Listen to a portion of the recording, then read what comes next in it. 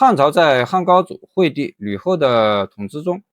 社会和劳动生产力得到了很大的发展，百姓们安居乐业，生活十分富足。可是汉文帝登基后，国家忽然变得衰败起来，国库日渐空虚。文帝愁得不知该怎么办才好，连忙召集大臣商讨办法。原来国家之所以变成这样，是因为当时种田的农民越来越少，更多的人只是坐享其成，把沉重的负担都压在老百姓肩膀上。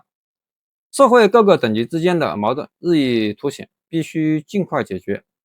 否则后果不堪设想。贾谊告诉汉文帝，要想安定社会，首先要把百姓安定下来。百姓们最关心的就是自己的衣食生活，因此安稳民心是最重要的。听了贾谊的话之后，汉文帝制定了一系列安民政策。公元前178年，文帝宣布减轻田地税，以此吸引更多人去种田。公元前168年，文帝把已经减轻的税收又降了一些，原本每块田地要缴纳1/15的税，现在只要交纳1/30的税。等到这项政策执行到第13年之后，一块土地的田地税就可以全部免去。汉朝的男子到了一定的年龄就要服役，汉文帝将男子服役改为3年一次，这样一来，社会有了更多的劳动力，田地得到开发，粮食增产增收，大大有利于百姓的生活。文帝的这一举措在当时乃至整个封建社会都是了不起的创举。文帝继位初期，大部分诸侯王都居住在长安，并没有住在他们自己的封国里。一旦封国里发生了什么事情，就需要异族把消息从封国带到长安，等诸侯王察觉之后，再把结果送回封国。一来一往之间，长途跋涉的异族们苦不堪言，而且还要耗费不少金钱，给百姓们带来了不少的压力。因此，文帝下令诸侯王全部回到自己的封地，除非有要事或者朝廷召见，才能来长安，不准用任何借口留在长安。在汉朝，想出入边境，尤其是重要的军事边境和城镇，必须要有一张证明，这么做可以控制出关的人流量，还能防止敌国的奸细混进来。不过，证明并不是简简单单就能得到的，其中的过程和手续非常繁杂，很多人想去邻国做生意，都因为繁琐的手续而打消了念头。公元前168年，汉文帝宣布废除这一政令，百姓们一听都欢呼雀跃起来。从这之后，汉朝的百姓和邻国的往来变得十分频繁，很多人开始在边境做起了生意，边境的经济得到了很大的发展。农业、手工业等方面也因为外来技术的进入有了更好的进步。商品经济的发展使商品税率收入逐渐增多，慢慢的竟然超过了国家的田地租税，国库能够得到保障，统治者自然乐得减免百姓的田租，减轻了百姓的压力，生活自然变得更加富足。文帝的一系列举措让国家的粮食收入有了很大的增长，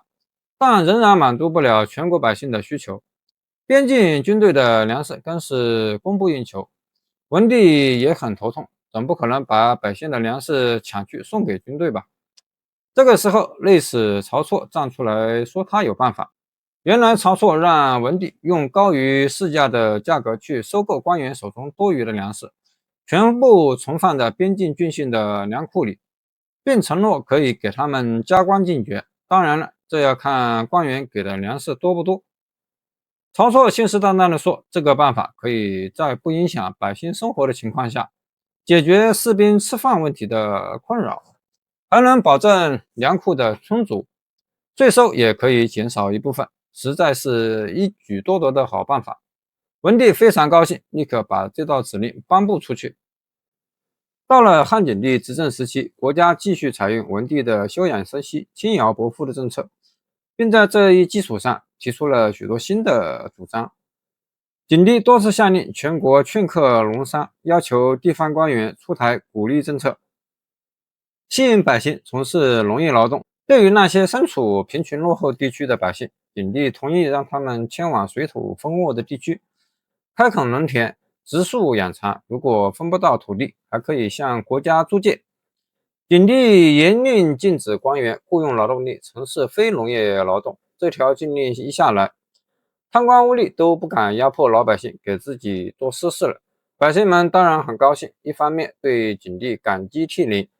一方面更加努力劳动。为了保证国家有足够的备用粮食，百姓顿顿能够吃上饱饭，景帝命令任何人不准用谷物酿酒，也不准驿站和官员用粮食当作马料。在政治方面，景帝主张尽量减少不必要的政事，不影响百姓的生活秩序，努力给国民创造一个平静祥和的社会。律法也做了一些修改，把过于不合情理的地方都改正过来，要求官员在裁决时谨慎使用严厉的惩罚，不能故意打击报复。对于有特殊情况的罪犯，可以适当放生刑罚。在景帝时期，社会经济和生产力都达到了一定的水平，因此统治者开始发展农业之外的领域。首先就是文学教育方面。当时有一个很有名的人叫文温，庐江人。年少的时候，文温就很喜欢读书，把一整本《春秋》都背了下来。郡守得知他才能卓越，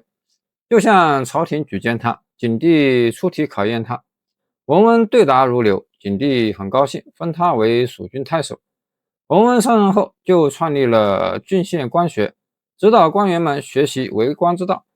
教导他们如何与百姓和睦相处。一时之间，全国各地争相效仿。景帝也大加赞赏文温的做法，直到汉武帝执政时期，都还在推行文温的办学模式。一方面，景帝大力提倡发展文教事业；一方面，打压贵族和恶势力。在修建自己陵园阳陵时，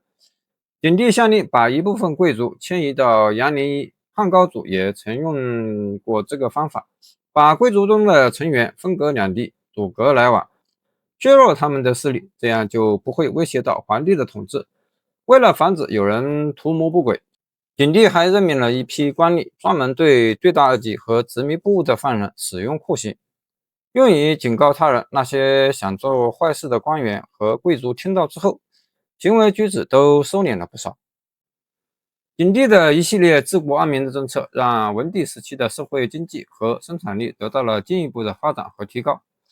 百姓的生活越来越好，国力与日俱增。景帝时，粮食堆满了粮仓，因为来不及吃，很多都已腐烂。国库里铜钱无数，长期搁置，没有使用，串钱的麻绳都朽断了。汉朝的人口由最初的大侯封国不过万家，小国不超过600家，变为大侯封国增至4万户，小国的数量更是增长了好几倍，可见生活水平的富足。在汉文帝和汉景帝执政的41年之间，两人共同主张休养生息、轻徭薄赋的政策，使中国出现了第一个封建盛世文景之治。文帝、景帝吸取了秦王的教训，对百姓，尤其是农民，放宽了很多政策，以此达到巩固政权的目的。文景之治之所以能够成功，是因为当时的统治者顺应历史发展，采取了一系列和国家社会情况相符合的政策，